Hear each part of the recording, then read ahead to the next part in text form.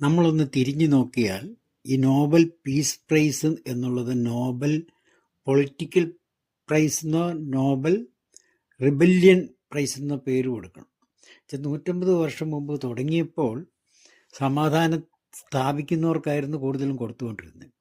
പിന്നീട് അത് ഈ നിലവിലുള്ള ഗവൺമെൻറ്റിനെ അട്ടിമറിക്കാൻ ശ്രമിക്കുന്നവർക്കായി.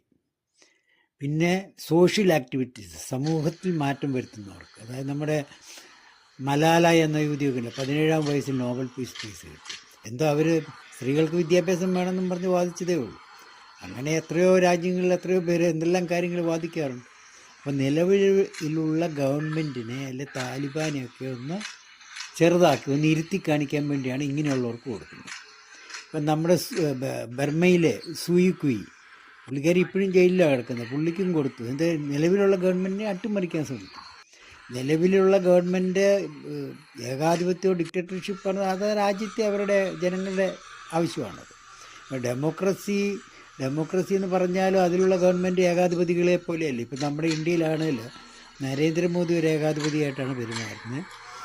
നമ്മുടെ പിണറായി വിജയൻ ഒരു ഏകാധിപതിയായിട്ടാണ്.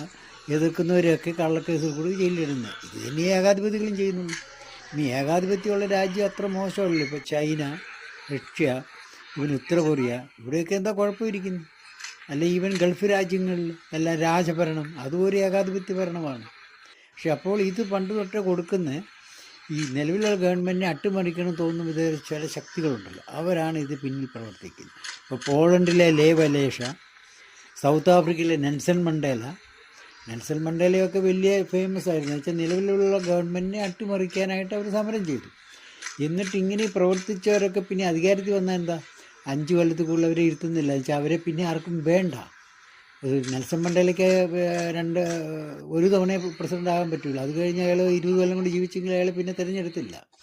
ലേ വലേഷ എന്ന് പറഞ്ഞ പോളണ്ടിലെ നേതാവിന് ഒരു തവണയേ ആയുള്ളൂ. അത് കഴിഞ്ഞ് അയാളെ ഇന്നും ജീവിച്ചിരിപ്പുണ്ട്, ആരും അറിയത്ത് പോലുമില്ല കഴിഞ്ഞ 30 വർഷമായിട്ട്. അതേപോലെ ഗൂർഖ നാഷണൽ ഫ്രണ്ട് എന്ന് പറഞ്ഞ് ഗുരുങ്ങ് ഒരെണ്ണം പ്രഖ്യാപിച്ച് നേപ്പാളിൽ അധികാരം പിടിച്ചെടുത്തു. അത് പിന്നെ അവസാനം ഒരു 5 കൊല്ലം കഴിഞ്ഞപ്പോൾ അയാളെ നേപ്പാളിൽ നിന്ന് രാജ്യം വിടാൻ പറഞ്ഞു. അപ്പോൾ ഇങ്ങനെയുള്ള എല്ലാ ഈ അവാർഡുകളും കൊടുക്കുന്ന ഈ നിലവിലുള്ള ഗവൺമെൻറ്റിനെ അട്ടിമറിക്കാൻ ശ്രമിക്കുന്നവർക്കോ അല്ലെങ്കിൽ സാമൂഹ്യ സേവനം ചെയ്യുന്നവർക്ക് ഇങ്ങനത്തെ പീസ് പ്രൈസ് ഒന്നും കൊടുക്കണ്ടല്ലോ. അവർക്ക് വേറെ ഏതെല്ലാം പേരിൽ കൊടുക്കാം. ഇപ്പം മദർ തെരേസയ്ക്ക് കൊടുത്തു. മദർ തെരേസ എന്ത് പീസാ കൊണ്ടുവന്ന്? പുള്ളിക്കാരി ഒരു ഹ്യൂമാനിറ്റേറിയൻ ഫിലാന്ത്രോപ്പിക് ആക്ടിവിസ്റ്റായിരുന്നു. ആ ഫിലാന്ത്രോപ്പിക് ആക്ടിവിസ്റ്റിലൂടെ പീസ് ഇരിക്കുന്ന. അപ്പോൾ അവർ ചെയ്യുന്നതെല്ലാം അവരുടെ ഈ